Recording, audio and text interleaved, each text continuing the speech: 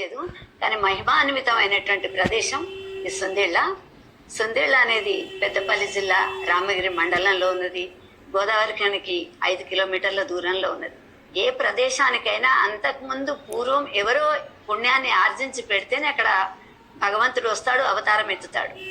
అసలు నరసింహమూర్తి మనం చూస్తున్నాం. సింహాచలం అంటే కొండ మీద, అహోబిలం అంటే గుహలలో, గుట్టలలో, యాదగిరి మొదలైనటువంటి చోట గుట్టల మీద ఉంటున్నాడు.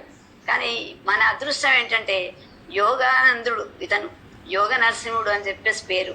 ఈ నరసింహస్వామి కేవలం భూమి మీదనే మన కోసం, భక్తుల కోసం ఉన్నాడు. ఏ పుట్టలో కానీ, గుహలో కానీ, గుట్టల మీద లేకుండా కిందనే ఉన్నటువంటి స్వామి. ఈ స్వామి యొక్క ఆలయం మరి క్రీస్తు శకం 13వ శతాబ్దంలో కాకతీయుల కాలంలో ఆలయం కట్టారు. అంతకుముందే పుట్టలో స్వామి ఉండేవాట. దీనికి షాండిల్యుడు అనేటువంటి ఒక మహాముని అక్కడ గొప్ప తపస్సు చేశాడు. యోగంతో ఎన్నాళ్ళు అక్కడ ఉన్నాడు. ప్రశాంతమైనటువంటి అటవీ ప్రదేశం, గోదావరి నది తీరం అన్నమాట. అందుకని అతను ఆ ప్రదేశాన్ని ఎంచుకొని అక్కడ తన మోక్షం కోసం అని చెప్పేసి యోగంతో తపస్సు చేసి ఉంటాడు. అక్కడికి మన నరసింహస్వామి వచ్చి అవతరించడం అనేటువంటిది మన అదృష్టం.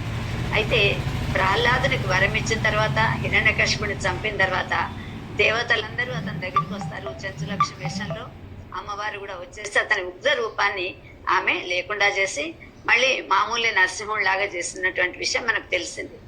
అప్పుడు స్వామి ఏమన్నా అంటే, కొన్నాళ్ల వరకు నేను ప్రశాంతమైనటువంటి వాతావరణంలో ఉంటాను, ప్రశాంతంగా ఉంటాను. ఈ ఉన్నటువంటి దుష్టుని సంహరించాను కాబట్టి చేతులు, గోళ్ళు అంతా మంటెక్కి ఉన్నాయి స్వామికి. అందుకని నేను నా ప్రదేశంలో నేను ప్రశాంతంగా ఉంటాను, నన్ను అందరూ వదిలిపెట్టి వెళ్ళండి అని చెప్పేసి చెప్పారట.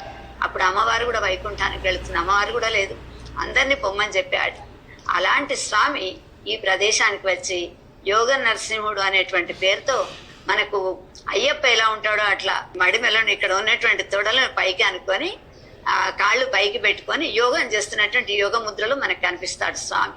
యోగ ముద్రలో ఉన్నటువంటి స్వామికి ఒకవైపు మనకు ఎరుపు రంగులో ఉంటుంది, ఒకవైపు నలుపు రంగులో ఉంటుంది విగ్రహం. తర్వాత ఇసుక విగ్రహం, అది రాయితో చేసినటువంటిది కాదు.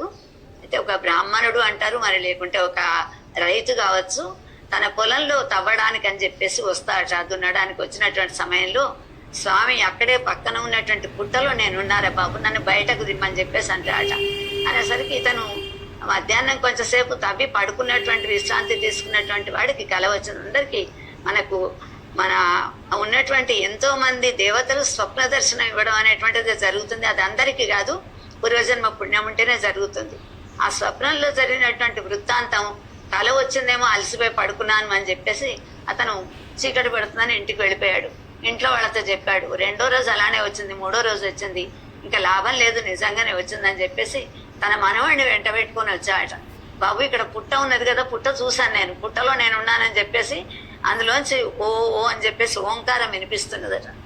అందుకని అక్కడ పుట్టలో తవ్వమని చెప్పేసి అన్నాడట. అనేవరకు ఆ పిల్లవాడు మెల్లిమెల్లిగా తడుపుతూ పుట్టను తీయడం మొదలు పెడుతుంటే అందులోంచి నరసింహస్వామి యోగ రూపంలో, ఉగ్ర రూపంలో మళ్ళీ వెళితే వీళ్ళు భయపడతారని చెప్పేసి, ఏ పులి అనుకుంటారో సింహం ముద్ద ఉన్నాడు, సింహం అనుకుంటాడు అని చెప్పేసి మామూలు రూపంలో బయటకు వచ్చాట. వచ్చి నన్ను ప్రతిష్ఠించు ఇక్కడ అని చెప్పేసి అన్నాట. నేను బయటకు వస్తాను. అప్పుడు భార్య పిల్లలను ఊర్లో వాళ్ళందరినీ తీసుకొని వచ్చేస్తే వాళ్ళు చాలా సంతోషపడ్డాట. ఈ ప్రదేశం వెతుక్కొని మనకు దర్శనం ఇవ్వడానికి స్వామి ఇక్కడికి వచ్చి వెలుస్తానన్నాడు అని ఆ విగ్రహాన్ని తీసుకొని వచ్చేసి మేళతాళాలతో అతను అక్కడ చిన్నగా ఒక పాకలాగా వేసి పెట్టాట. తర్వాత కాకతీయ రాజులు, మహమ్మదీయులు, బహమనీయులు ఎంతో మంది దేవాలయాలను పాడు చేస్తున్నటువంటి తరుణం అది. అలాంటి సమయంలో హిందూ ముస్లిం భేదము లేకుండా ఉండేటువంటి విధంగా హిందువులలో కూడా ఇప్పుడు జరుగుతున్నటువంటి శైవ వైష్ణవం కూడా ఉండేది. వీరశైవులు, వీర వైష్ణవులు అని చెప్పేసి వంకాయం తింటేనే వాళ్ళు స్వామిని ముట్టినట్టు అని చెప్పేసి అనుకున్నట్టు, శంకరుని ముట్టినట్టు. అందుకని తిక్కన మనం చూస్తాం, హరిహరన్ అతనికే తన యొక్క పుస్తకాన్ని అంకితం ఇచ్చాడు.